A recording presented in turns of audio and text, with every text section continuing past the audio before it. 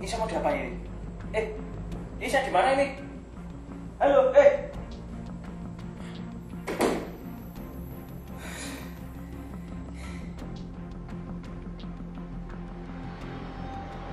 Saudara Harbin, saya ada beberapa pertanyaan untuk Anda. Ya, Apakah Anda membuat renungan via YouTube? ya, saya bikin renungan via YouTube. Kenapa? Apa tujuan Anda dari semua itu? Anda tanya tujuan saya. Anda sudah tahu. Ini masa pandemi.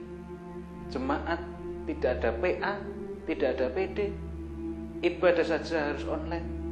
Bagaimana mereka mengembangkan spiritualnya? Salah satunya adalah sapaan Tuhan melalui renungan via YouTube. Itu cara yang harus dilakukan. Apakah Anda tahu bahwa viewers Anda nggak seberapa? Memangnya berapa viewersnya? Bahkan tidak sampai 1000 sekalipun. Yang likes juga sedikit. Saya bikin renungan itu. Saya tidak melihat berapa viewer atau yang likes yang harus diberikan melalui renungan itu. Karena itu adalah renungan di mana sapaan Allah ada di dalamnya. Lalu kalau kita harus berfokus pada viewer dan likes-nya, kita tidak akan fokus pada renungan itu, tetapi hanya fokus pada sarana hiburan saja. Bagaimana itu akan hanya menarik, tetapi tidak memahami apa isi renungannya. Begitu. Iya. Baiklah. Boys, lepaskan dia.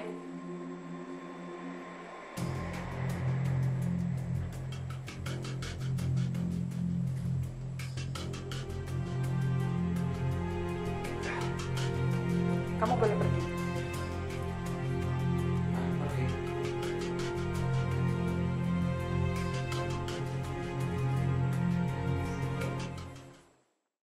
Shalom, salam sehat untuk kita semuanya. Kembali kita di dalam renungan pagi. Dan tadi sudah kita saksikan bersama sebuah cuplikan di mana seseorang yang diculik gara-gara dia bikin renungan via YouTube. Wah, menarik ya. Apalagi di masa pandemi ini, YouTube itu menjadi salah satu media yang menolong kita supaya bisa merasakan dan juga menghayati ibadah kita tanpa harus pergi ke gereja. Bukan untuk mengurangi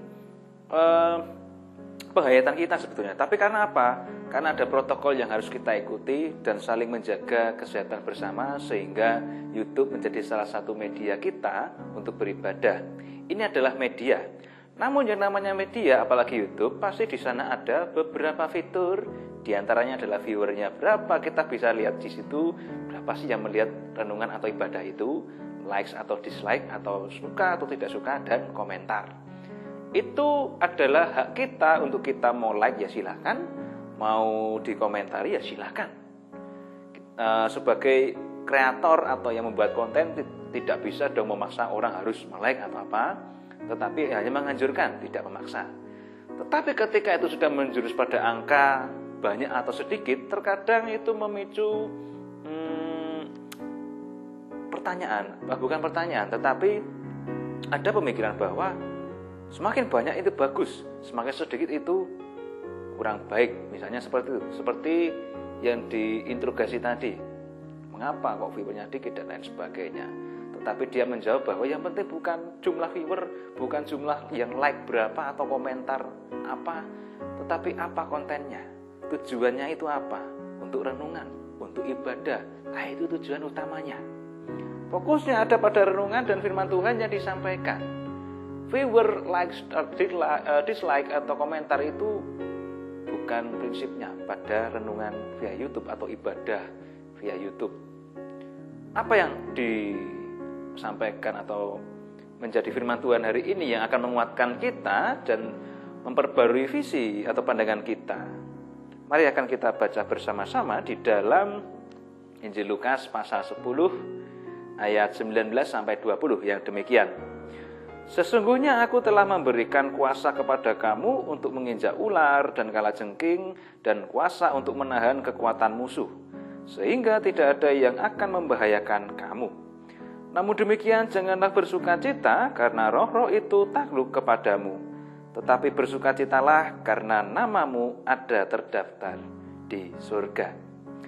Tuhan Yesus ketika mengutus 70 murid dan setelah mereka kembali dari tugas perutusannya, Tuhan mengingatkan, ketika sudah melakukan tugas perutusan mereka, pasti banyak orang yang mengapresiasi atau memberikan mereka sebuah penghargaan. Tetapi bukan itu sebetulnya utamanya. Tetapi yang menjadi utama di sini adalah pokok tugas perutusan mereka untuk mengabarkan kabar baik. Itu utamanya. Maka dari itu di sini Tuhan Yesus mengesampingkan, oke lah kau punya kuasa, punya hikmat, tetapi yang terpenting adalah namamu sudah terdaftar di surga. Karena fokus mereka adalah berbakti pada Allah untuk mengabarkan Injil, bukan masalah nama baik mereka. Inilah yang harus kita hayati bersama-sama dalam masa pandemi ini, ketika kita bersama-sama beribadah secara online atau mendengarkan renungan secara online melewati YouTube. Fokus kita adalah apa yang menjadi firman Tuhan itu bisa kita terima atau tidak. Bukan masalah, oke lah mungkin kualitas video bisa mempengaruhi. Tetapi kalau kita memang berfokus dan tujuan kita adalah untuk mendengarkan renungan, serta tidak membeda-bedakan kualitas antara video channel satu dengan yang lainnya, tetapi kita memang fokus untuk beribadah dan berbakti pada Tuhan, maka kita akan mendapatkan apa yang ingin dikatakan oleh Allah kepada kita.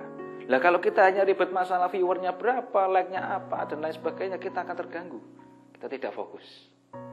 Marilah kita bersama-sama di dalam masa pandemi ini, semuanya pasti juga mengalami kesulitan dan ada kerinduan untuk ibadah secara langsung lagi. Tetapi karena masa pandemi belum usai, ya ayo kita berjuang bersama-sama. Kita terima keadaan ini. Kita berdamai dengan diri kita berdamai dengan kondisi kita saat ini, bahkan via YouTube pun beribadah dan renungan, apapun itu kegiatan ibadah kita via online, kita syukuri. Kalau bisa kita bangun lebih baik lagi, tanpa kita harus membeda-bedakan, menilai itu baik atau buruk, tanpa kita mengambil atau memahami apa sih kehendak Allah dalam sabdanya melalui via online itu. Oleh sebab itu, marilah bersama-sama kiranya dengan kasih Tuhan kita selalu fokus dan percaya akan kasih-Nya, dan ke depan kita bisa bersama-sama lagi untuk beribadah di dalam satu tempat yang sama. Marilah kita bawa pergumulan kita ini di dalam doa agar kasih Tuhan selalu mengalir di dalam kehidupan kita dan pertolongannya selalu bisa kita rasakan. Amin. Mari kita berdoa. Allah Bapa di surga, mengucap syukur pada hari ini, di mana kami akan memulai aktivitas kami dengan kekuatan yang baru yang senantiasa Engkau berikan di dalam kehidupan kami. Kami juga mengucap syukur atas sabdamu hari ini, di mana Engkau telah menyapa kami dan menguatkan kami untuk melewati hari demi hari, bahkan di masa-masa pandemi ini, apapun yang kami lakukan serba terbatas, bahkan ibadah, renungan, persekutuan doa, dan lain sebagainya harus melalui media online atau YouTube. Tetapi semua itu menjadi salah satu cara Engkau untuk menolong kami melalui sarana yang ada saat ini. Meskipun banyak kekurangan, tetapi itulah yang membuat kami terus berpengharapan bahwa Tuhan tidak pernah kehabisan cara, dan melalui kami selalu mengembangkan kreativitas, membangun kehidupan yang lebih baik, dan berjuang bersama-sama melewati masa-masa sulit ini.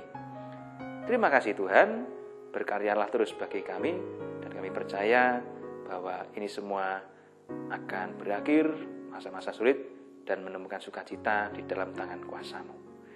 Di dalam nama Tuhan Yesus Kristus kami berdoa. Amin.